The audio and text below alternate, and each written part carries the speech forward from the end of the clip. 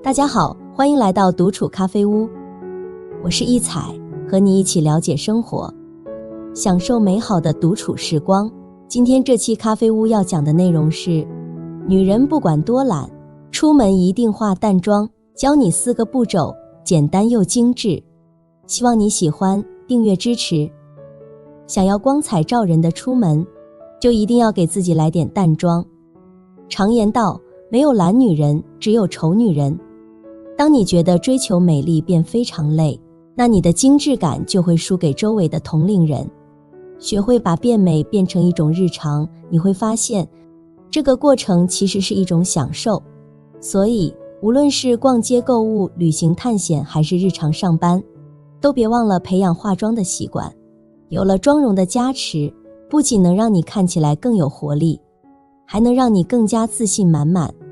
化妆不仅仅是为了取悦别人，更是为了让自己开心。化完妆之后，看上去都更加赏心悦目。然而，我们经常发现，别人化淡妆若有似无，但是整个人都变好看了，仿佛有换头的效果，而自己化的淡妆只是淡，并没有变好看。黑眼圈、泪沟、眼袋都还在，面部凹凸不平，看起来显老。眼影、腮红、口红的颜色都很淡，但是看起来仍然显脏不自然。有些人觉得淡妆不需要太多技术，还有一些人认为淡妆是脸本身好看，随便画画就行。其实淡妆不是真正意义上的淡，淡妆同样考验技术，从色块的晕染到细节的处理，缺一不可。它也更讲究色彩和斜度。虽然整体色系比较清淡，但是不会一个色系用到底，暗藏着小心机，所以化妆也是很有技巧的。就算是再简单的淡妆，也讲究正确的步骤。今天就来教大家4个化淡妆的步骤，让你轻松避开无效化妆，简单又精致，而且还能还原你的美貌，轻而易举地增添颜值分，赶紧学习起来吧。步骤1，干净无瑕的底妆是首要条件。1，如何打造底妆的自然感？首先，隔离必不可少，改善肤色问题。在化妆之前，隔离对于整个妆面的影响是非常大的。在护完肤之后，等待皮肤变得干爽一些，在均匀的涂抹上隔离，可以很好的改善肌肤状况。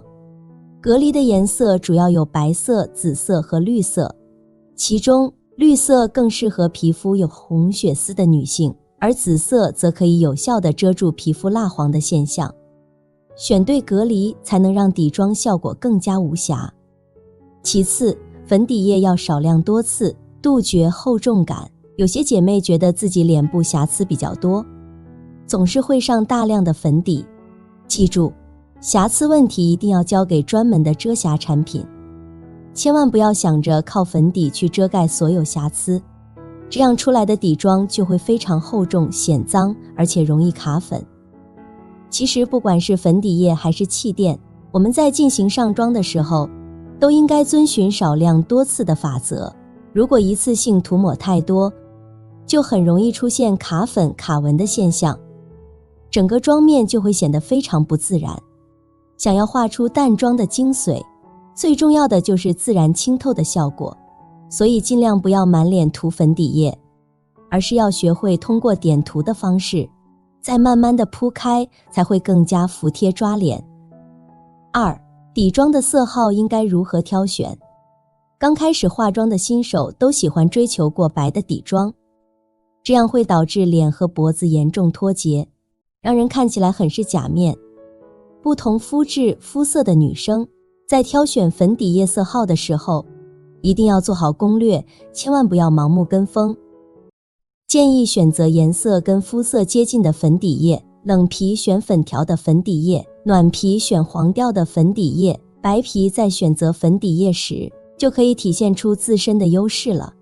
最值得入手的就是象牙白，涂抹在脸上非常清透干净，而且还能用作局部提亮，让面部更加立体。选择色号时，最好是先做好功课，再去化妆品专柜试色，尽量不要盲买。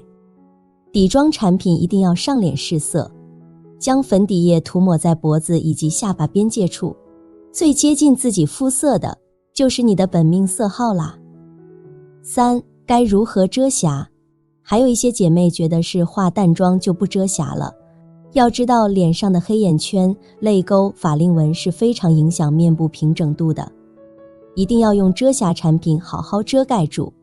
想要妆容精致，遮瑕一定要有耐心，不要图快，最好小范围，痘痘、斑点这些要一颗一颗精准的去遮盖。一些轻微的小雀斑、小瑕疵，化日常妆时完全可以不用遮，不遮反而更有真实感，增加个人的鲜明度。4. 定妆是整个底妆的压轴戏，就算你的粉底液选得再合适，如果没有做好定妆步骤的话，一切都白搭。定妆这个步骤一定不能忘，既可以让你的妆容更持久，也可以让整体妆面更加干净高级。懂得根据自己的肌肤属性去进行定妆，是很重要的一个步骤。如果你是油性皮肤，要尽量可以选择雾面感的散粉，容易出油的 T 区要重点定妆，不容易出油的地方用余粉带过即可。这样出来的底妆会更自然、更轻薄，也不会显得很假面。如果你是干皮的话，就更适合较为水润的定妆喷雾，符合自身肤质的定妆产品，才能够有效地调整肌肤状态。虽然底妆这一步比较费时间，但是这一步做好了，可以大大提升妆容的精致度。步骤2，眉毛和眼妆是整体妆容的精髓。1. 根据脸型特征选择合适的眉形。淡妆的眉毛并不淡，只是在颜色的选择上更柔和一些。注意眉色、发色保持统一，整体妆感会自带滤镜，更显高级。你可以仔细观察一下那些化淡妆的女明星，其实眉毛的存在感还是很强的，眉形利落，毛流自然，看上去就宛如天生的好眉毛。整体眉形还是比较清晰的，而且更注重毛流感的刻画。建议新手可以先用眉粉去填补眉毛的空隙，这样画出来的眉毛就有一种毛茸茸的感觉。再用眉笔顺着眉毛生长的方向，一根一根的去勾勒，塑造眉毛的毛流感。最后可以用睫毛打底或者眉毛定型液，轻梳眉头部分的眉毛，更好地营造野生眉的感觉。除此之外，你还需要根据自己的脸型选择合适的眉形。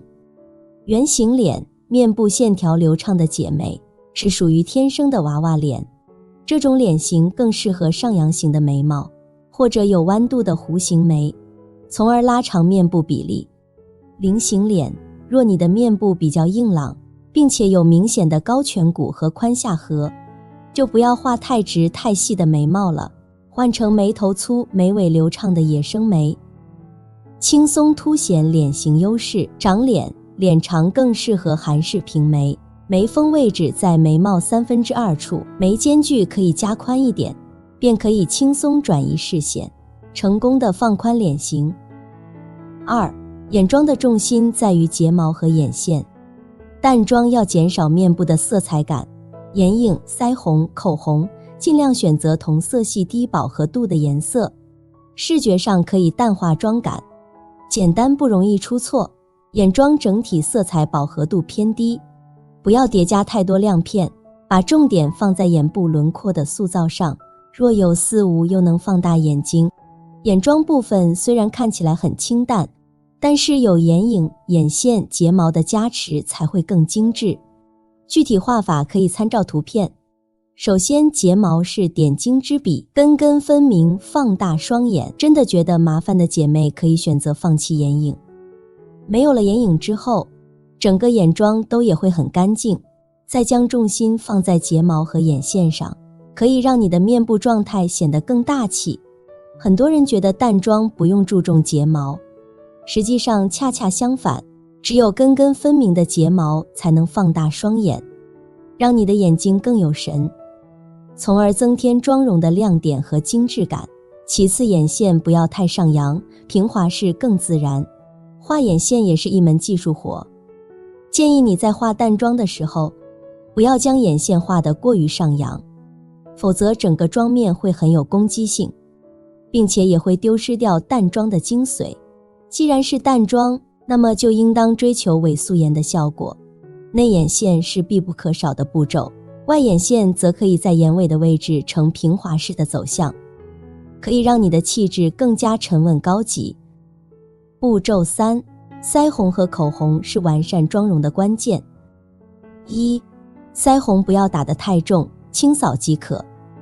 整个妆容有腮红的加入，可以让你的气色看上去更好一些。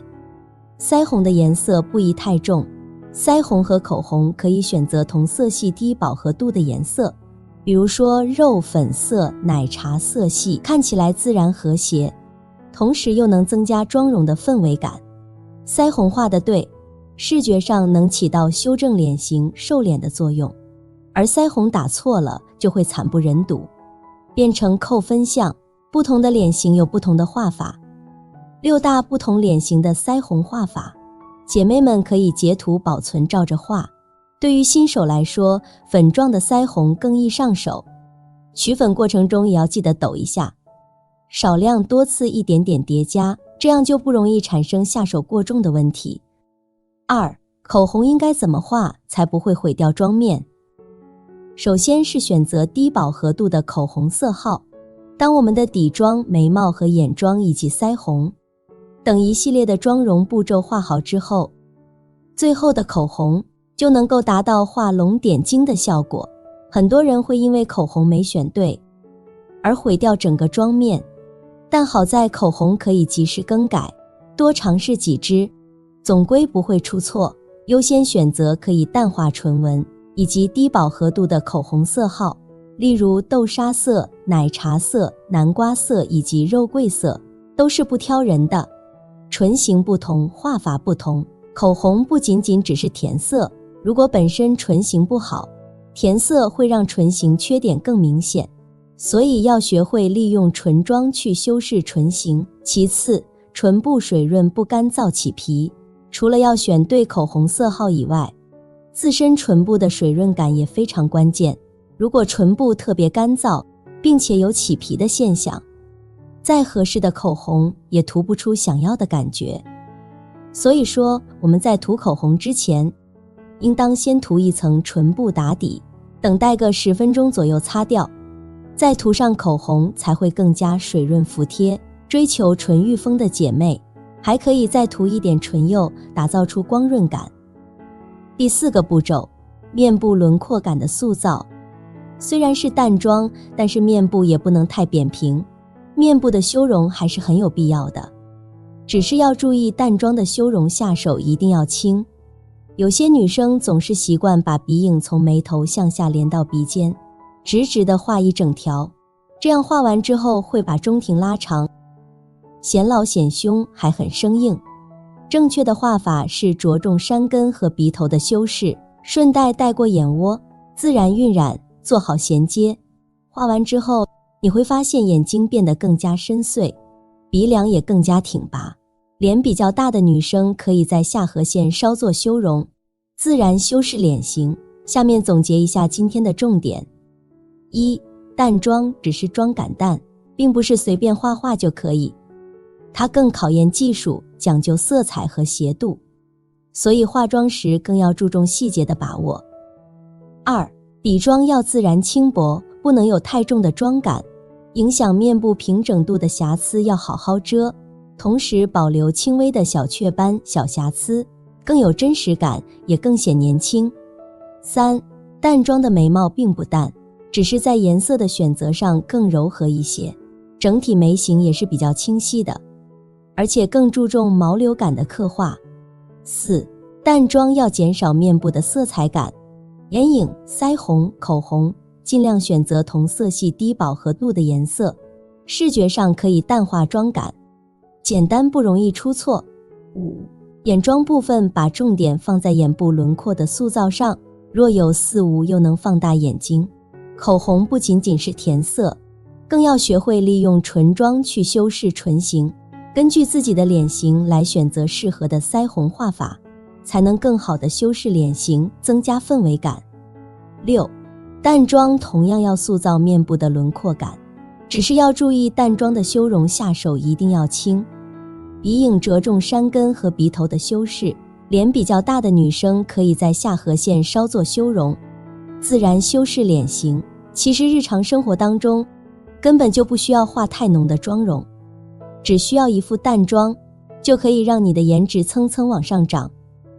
学会以上这4个化淡妆的步骤，保证可以让你美得更精致。我曾经一直认为女生没必要太在意外表，坦白说，我觉得我五官端正，即便不刻意打扮，也自信能给人留下深刻印象。但后来我意识到，精心打理自己的妆容，其实是一种对自己负责，也是对他人的一种礼貌。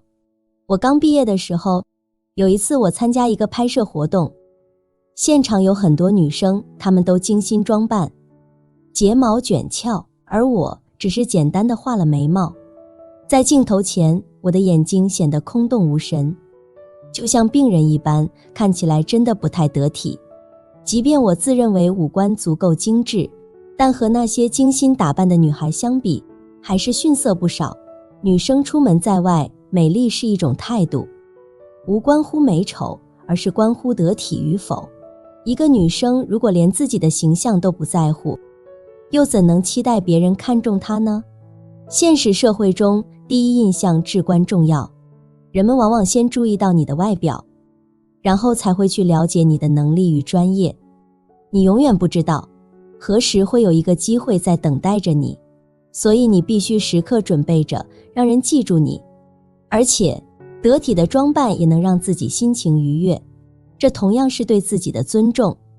因此无论何时出门，哪怕只是去吃个饭，或者只是短暂的外出，我都会尽力以最好的形象出现。记得刚踏入职场的那段日子，我满怀激情地去拜访一位知名的时尚服装设计师，希望洽谈合作事宜。刚落座，设计师便毫不留情地指出，看看你，女孩子家家的，怎么可以这么不注重外表呢？你这样子，我怎么能放心把服装展交给你负责？当时的我尴尬的几乎想找个地缝钻进去。作为一个长期不拘小节的女生，我常常头发蓬乱，衣着随意的就出门了，却没意识到在别人眼中，这意味着对自己的要求不够高。毕竟我们呈现给他人的形象，都是自认为最好的一面。如果连基本的整洁都做不到，又怎能期待别人相信你的能力和可靠呢？在成年人的世界里，外表往往是最直接的评价标准。这不仅仅是关于长相，还包括身材管理和衣着打扮是否得体。能够长时间保持良好的身材，至少表明你拥有健康的生活习惯和对自己有严格要求，而穿着得体则显示出你懂得分寸，关键时刻不会让人失望。作为一个平凡且不那么注重外表的女生，对打扮自己这件事开窍的比较晚。记得第一次尝试穿高跟鞋，是因为那时候交了一个身高189的男朋友，走在他的身边，我显得特别突兀。后来这段恋情结束了，我便兴高采烈地把那双高跟鞋束之高阁。记得第一次尝试画眼线和涂腮红，是被室友们怂恿着去向心仪的男生表白。他们把我按在椅子上，不给我任何拒绝的机会，就开始给我化妆。在他们的耐心指导下，我开始学习最基础的化妆技巧，跟着各种美妆教程一点一点地尝试。护肤和敷面膜也成了我日常的一部分，和那些偶尔冒出来的痘痘进行着不懈的战斗。虽然这些年外貌并没有太大改变，但至少我看起来更加舒适，更加得体。随着时间的推移，工作越来越忙碌，我才真正意识到，化妆打扮对于一个女生来说意义重大。它不仅仅是一种自信的展现，更是一种生存的技能，一种尊严的体现。当初看《破产姐妹》穷到哭的 Max 却有着铁一般的意志和乐观，住在破破烂烂的房子里，在餐馆里打工，生病了不敢去医院，因为没有保险。即使是在这样恶劣的环境下，他也依然坚持让自己永远保持好看的样子。高跟鞋断掉了，没有钱买新的，用胶带粘上继续穿；口红用完了，没有钱买新的，用发卡挑出来残余的一点涂上。还有那个曾经的富二代卡洛琳，用别针把不合身的制服给别起来。还有那部风靡一时的电影《穿 Prada 的女魔头》，女魔头婚姻失败，躲在酒店的床上嚎啕大哭，让人觉得这下子她估计就被击垮了。可是第二天打开门，她依旧是那个妆容精致，踩着恨天高，穿着礼服的女强人，跟人开会撕逼，据理力争，保住了自己的地位。她说想打败我，不可能。对于女人而言，一条闪耀夺目的裙装，一双舒适且美观的高跟鞋，以及一副精致而自然的妆容，就是我们最坚实的护盾。无论遭遇何种变故，即便天崩地裂，泪水如倾盆大雨般倾泻，只要我们打理好自己，让自己散发出耀眼的光芒，便能装作一切如常，仿佛我们拥有了锋利而坚固的武器。勇往直前时锐不可当，退守自保时安然无恙。在最脆弱的时刻，我们更需要这样的武装。即便外貌平凡，即便正身处逆境，我们也必须给予自己尊严，让自己在他人眼中显得光彩照人，坚不可摧。这个世界总是对弱者无情，对强者畏惧，更何况我们每个人都在独自面对外界的挑战，周围充满了陷阱与诱惑，没有一个地方能让我们永远保持那份纯真无邪。在职场的战场上，即便刚刚被领导和客户打击得泪流满面，转身之后，我们仍需重新涂抹睫毛膏和口红，以坚定的步伐继续与人拼搏到底。我一个表姐已经快40岁了，最近刚和丈夫结束了婚姻，现在她一个人带着上小学的女儿，周围的人都为她感到不公，毕竟这对夫妻一起奋斗了这么多年，终于熬到了可以享受生活的阶段，却让第三者轻易地插足。然而表姐却总是带着微笑回应，不然还能怎样呢？表姐每天都会去上班，她总是穿着得体的套装，而且她会根据衣服的风格挑选不同颜色的口红或唇彩。即便是在没有化妆的情况下，她也一定会精心涂抹口红。受她的影响，我也开始习惯在出门前化个淡妆，学会了无论何时何地，都会在包里备上一盒气垫和一支口红。每次与人见面之前，我都会认真地涂抹上，因为我知道，即便不是天生丽质，化了底妆之后，整个人的气色都会显得更加健康。更重要的是，化妆不仅仅让我看起来更美，它还给了我面对生活中各种挑战的自信和勇气。好了，这期咖啡屋到此就分享完了。如果内容对你有所帮助，或者看后有所醒悟，麻烦你订阅和分享给身边的朋友，欢迎留言和投稿。在咖啡屋与我们一起学习别人的最好，遇见更好的自己。我们下期节目见。